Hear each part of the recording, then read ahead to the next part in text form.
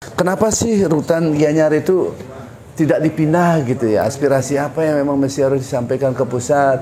Apa langkah Bapak terkait dengan rutan ini? Karena tidak manusiawi kalau ada kejadian-kejadian yang sifatnya emergensi, bagaimana caranya menanggulangi ini? Ya. Karena dekat sekali dengan perkantoran, pemukiman, itu menurut teman-teman LSM itu membahayakan. Pak Bupati sih memberikan statement bahwa khusus untuk rutan Gianyar, pemindahan dan pembangunan menjadi tanggung jawab daripada pemerintah daerah. Harapan kami mudah-mudahan bisa segera terrealisir, tempatnya di mana kami serahkan kepada pemerintah daerah yang mudah-mudahan yang lebih luas, lebih bagus, sehingga akan lebih meningkat lagi di dalam pembinaan maupun pelayanan kepada masyarakat.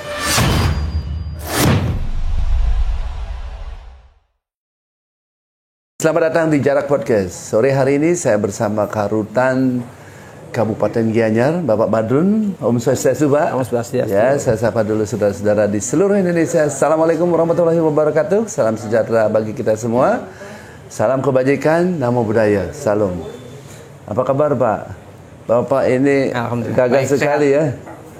Kemana aja?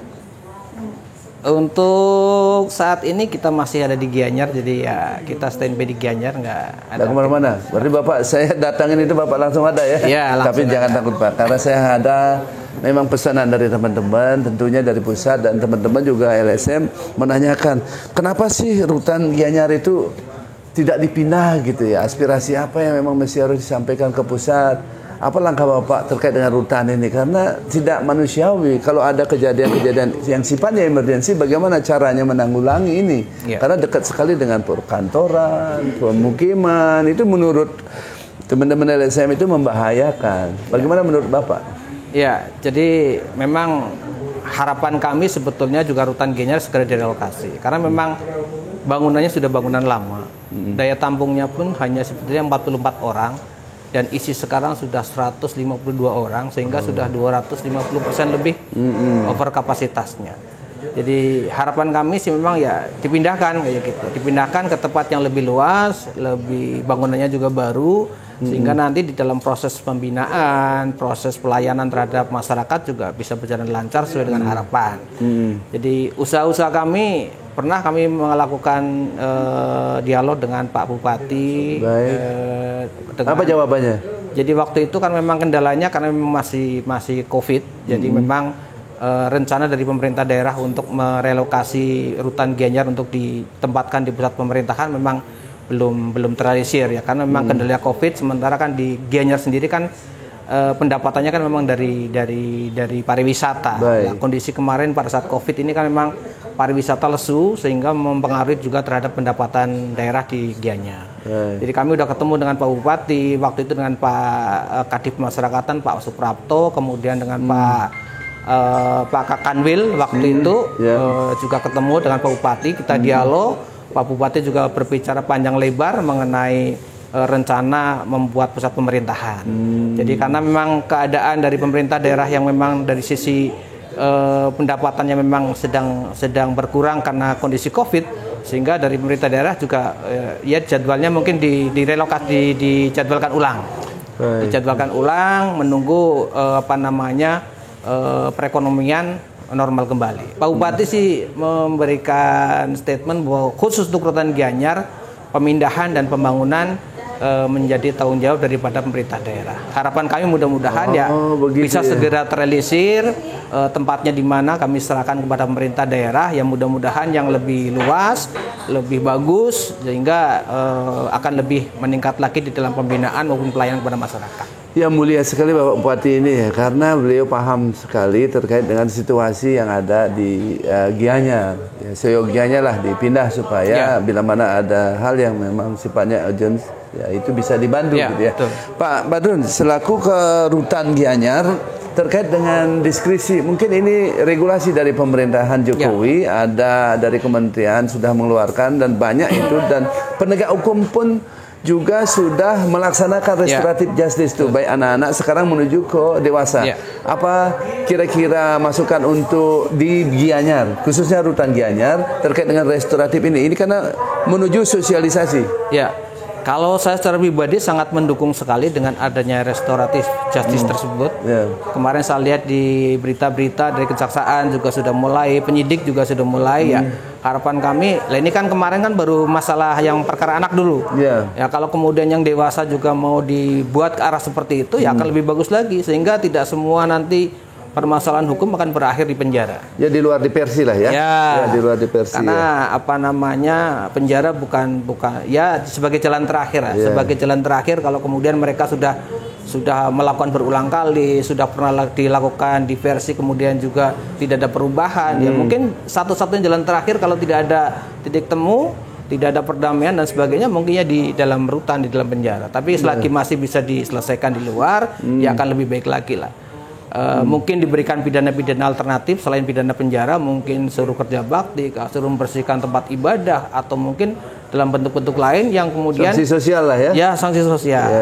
Jadi akan justru malah masyarakat akan bisa lebih melihat, oh ternyata kalau berbuat seperti ini nanti suruh nyapu lapangan Astina atau mungkin suruh membersihkan sungai ataupun apa, itu malah akan lebih dirasakan oleh masyarakat. Baik ya.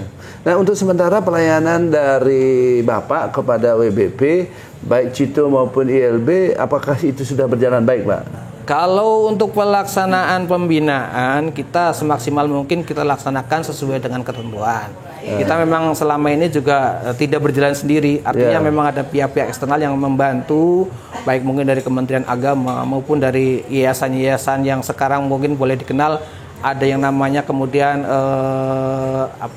kelompok peduli pemasyarakatan, Pokmas Lipas, gandeng-gandengan Bapak lah itu ya. Betul, itu pun kita menyambut baik siapapun orangnya, baik perorangan maupun kelompok maupun masyarakat yang ingin berkontribusi kepada Rutan Gianyar dalam membantu proses pembinaan, proses pembimbingan atau proses-proses yang lain, kita akan berbuka lebar. Jadi tunggu sebentar, ada nggak zona-zona yang memang WBP itu tidak boleh pergi seperti daerah Aceh? Kan kalau kalau mau aman itu kan mesti harus diverifikasi WBP-nya kemana, daerah konflik dan lain-lainnya. Kalau untuk Gianyar ada nggak zona-zona yang zona merah yang tidak boleh WBP itu pergi pulang atau dan lain, ada nggak itu? Ya sebetulnya kalau untuk kegiatan untuk di wilayah Bali sih sebenarnya tidak ada zona khusus lah. Tidak ada zona khusus daerah-daerah yang memang katakanlah memang tidak boleh ya. Tapi yang lebih kepada melihat tindak pidananya, lihat tindak pidananya, mungkin dia narkoba ataupun mungkin korupsi ataupun perkara-perkara yang memang diatur secara khusus, memang agak ketentuannya memang agak lebih spesifik lagi. Ya, saya dengar ada tipikor juga 3, Pak. Tadi Bapak sampaikan dari LPD Tambak Siring dan Pidum. Bagaimana? Apakah kalau dulu kan begini, PP 99 pasal 34A-nya itu sekarang sudah dikabulkan. Ya, hak-hak yang sebelumnya kecuali kolaborator justice itu bisa dapat, tapi sekarang ini kan sudah equal. Bagaimana dalam pembinaan Bapak di dalam rutan? Kalau untuk pembinaan baik perkara itu narkoba maupun korupsi, ya secara umum kita samakan, tidak ada perbedaan terhadap pola pembinaan yang mereka terima. Kita jadikan satu pola pembinaan itu untuk baik yang korupsi maupun yang kemudian yang yang narkoba maupun yang perkara-perkara pidana umum. Jadi kita sifatnya memang belum memisahkan, tidak memisahkan antara pembinaan baik untuk sama. Jadi memang kita samakan untuk pembinaan itu. Jadi untuk pembinaan kepribadian juga sama, pembinaan kemandirian pun juga sama seperti itu. Ya, selama record Bapak di sini tidak ada yang aneh-aneh dalam dinas. Ya, kira-kira tujuan Bapak tadi saya sebelum wawancara Bapak mau pulang kampung, ada misi nggak gimana? Bapak kan mimpi kan sudah PIM nih. PIM berapa sudah kan? Belum, baru PIM 4. PIM 4. Ya, berarti cita-citanya ini pulang kampung. Ini semua pejabat itu pinginnya pulang kampung aja, gimana? Ada cita-cita nggak? Yang dicari yang membuat nyaman dalam kita bekerja. Ini kan kita melaksanakan tugas pokok dan fungsi, kita bekerja. Kadang-kadang kan bagaimanapun kan pasti ada pengaruh lah. Ada pengaruh dalam arti keluarga jauh, istri jauh, anak-anak jauh tentunya. Sebentar dulu. Istri di mana? Di Purwokerto, di Jawa Tengah. Istri di Puerto Rico. Di Puerto Rico. Purwokerto. Oh, biar keren sedikit. Iya. Istri di mana? Puerto Rico, Purwokerto ya. Berarti anak-anak juga di sana. Anak-anak di sana. Semoga didengar oleh lantai 3 ini Pak Sutrisno. Ya, Pak Depi, Pak Kanwil dengerin ini. Beliau sudah dinas di sini sudah lebih dari 1 tahun. Diharapkan tolong diverifikasi nanti ada Rapim lah atau apa berjakat. Lihat nih kerutan Gianyar Pak Badrun pingin pulang kampung ke Jawa Timur ya. Jawa Tengah ya. Jawa Timur mah enak nah.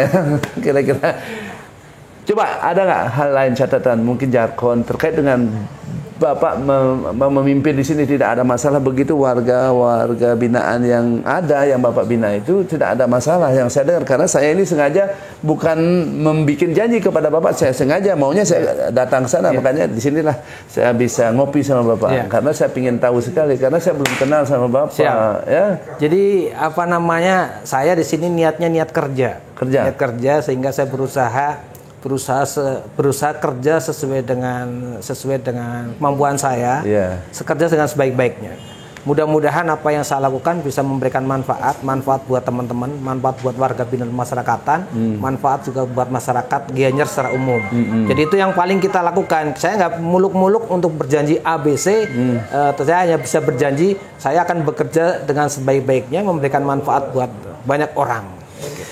Ya, mulia sekali ini Bapak Karutan ini. Saya sudah dengar dari LSM Jarak, dari NGO lain menilai beliau itu ya memang raportnya bagus. Mudah-mudahan pemimpin Bapak itu mendengar Pak Gunggun sebagai Kadippas merekomendasikan ya. Dan Bapak Kanwil, Pak Agiat Nabi itu perlu lihatlah ini Karutan Gianyar benar-benar punya hati dan saya lihat satu persatu, saya kirim orang, saya teleponin, dia menjawab setiap saat ada, telepon miss call, dia telepon balik, berarti orangnya jelas, leadershipnya tinggi. Demikianlah wawancara saya ini sama Bapak Badrun selaku Karutan Kabupaten Gianyar. Mudah-mudahan ini bermanfaat dan ini bagus sekali supaya ini menjadi koreksi bila mana ada permasalahan kita selaku media jarakpos.com bisa membantu dalam publis. Kita barangkali mungkin ada satu hal apa itu? Dengan adanya media ini kan kami terus terang memang sangat terbantu dengan masalah media-media seperti ini. Ya harapan kami mudah-mudahan bisa membantu memberikan narasi, menyampaikan kepada masyarakat banyak terhadap bagaimana sih rutan Gianyar itu sendiri atau mungkin juga rutan lapas secara umum karena memang media ini kemudian akan memberikan informasi awal kepada masyarakat. Kalau kemudian informasi yang diberikan oleh media barangkali mungkin terlalu menjurus bagaimana orang kadang-kadang masyarakat sudah bisa langsung diterima. Tidak kemudian melihat bagaimana proses yang sesungguhnya di dalam rutan maupun lapas. Sehingga ini memang peran yang luar biasa dari media di dalam bersama-sama rutan Gianyar untuk bisa mewujudkan pelayanan yang baik.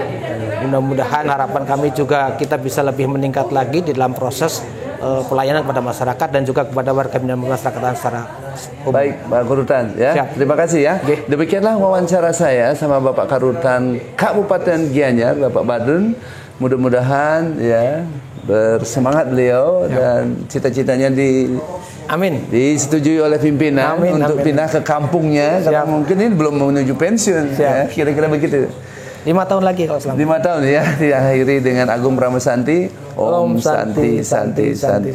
Assalamualaikum warahmatullahi wabarakatuh. Salam Pak.